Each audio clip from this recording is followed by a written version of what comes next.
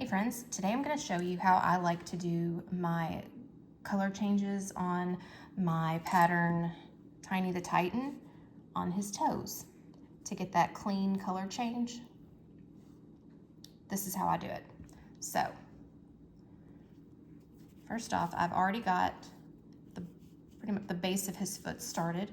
So normally what you would do is before you finish the last stitch before the bobble, you would go ahead and add your new color and finish the prior stitch with the new color. And that is how you would go about starting your bobble. And then just pull through 2, which that works. But I have noticed that sometimes when you do that, you get, the color isn't as clean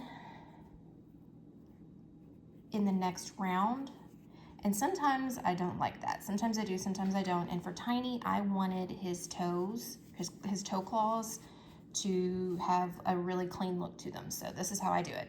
And I'm not gonna lie, getting started is kind of tricky.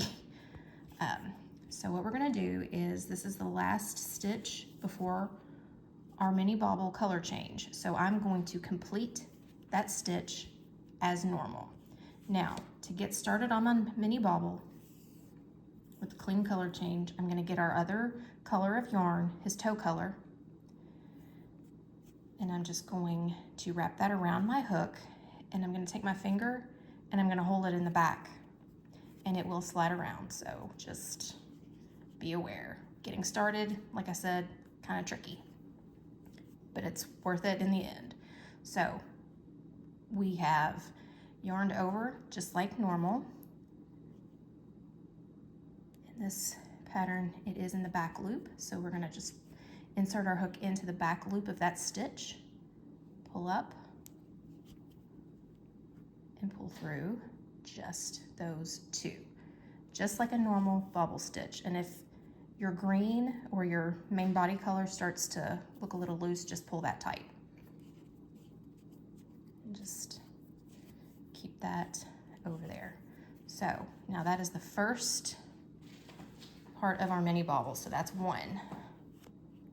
Now we're gonna do that again, back in the back loop of that stitch, and just do our bobble like normal.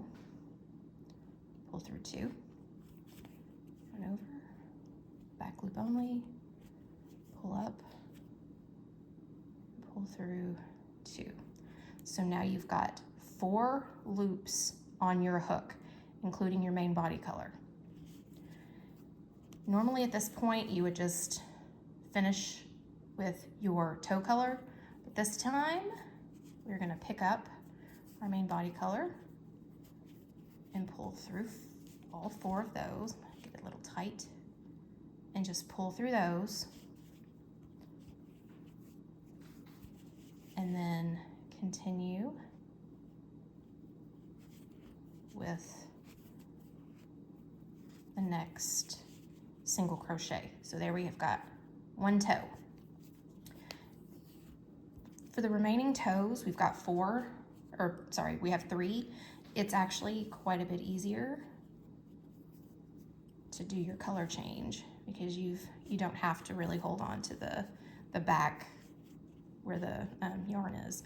So we're just gonna go yarn over, go into the back loop of the next stitch, and I did not do that with the green, so that might be a little difficult, but there we go. Pull through 2.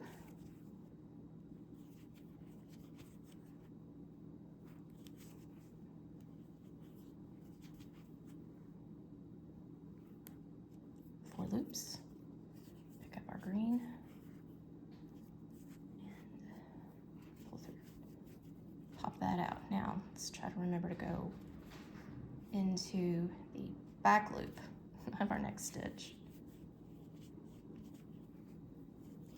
complete the stitch, drop our green, pick up the claw color, go in to that back